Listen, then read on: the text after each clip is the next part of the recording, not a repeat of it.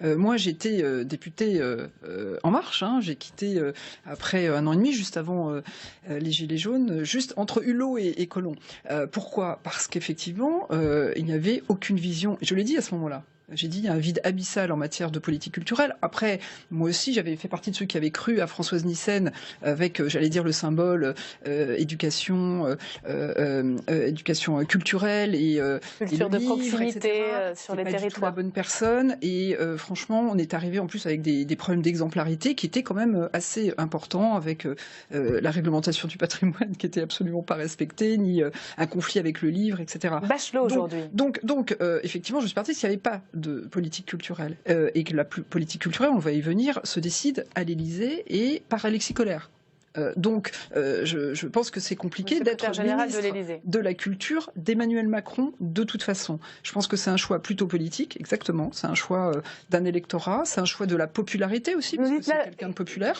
Que les marges de manœuvre n'existent absolument pas. Rue de Valois, c'est le secrétaire général de l'Élysée qui décide de tous les arbitrages. Tous les dossiers, spécialement de la culture. Il a une passion culture qui fait... Audiovisuel. Il a la main sur l'audiovisuel. Moi, c'était quand même mes sujets.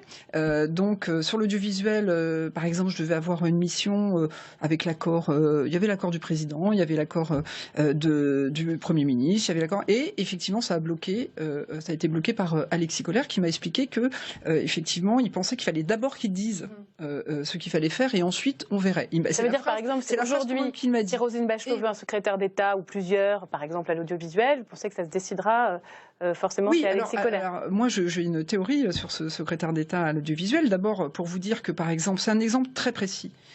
Quand Françoise Nyssen fait sa conférence de presse sur l'audiovisuel public le 5 juin 2018, on est avec le Premier ministre, on est censé annoncer pas grand-chose, plutôt une concertation sur les offres. Un coup de téléphone du secrétaire général, Alexis Collère, pendant qu'on est en petit déjeuner, on n'est pas au courant, et qui demande un coup de fil à Édouard Philippe et à la ministre de la Culture, et qui dit c'est pas très moderne notre truc, qui confond d'abord les enfants et les jeunes, et qui demande la bascule de France 4 sur le numérique, tout numérique. Ça a été décidé comme ça. On est sorti, on a appris ça, une décision de dernière minute, sans discussion, et France 4 est supprimée de cette manière-là. Vous voyez? Alors on va voir ce qui va atterrir finalement, puisque les choses ont un peu bougé avec la crise sanitaire. Oui, bien sûr. Mais ce que je veux dire, c'est la décision est prise de cette manière-là, et on doit tous l'accepter, alors qu'on est censé ouvrir une concertation sur les offres.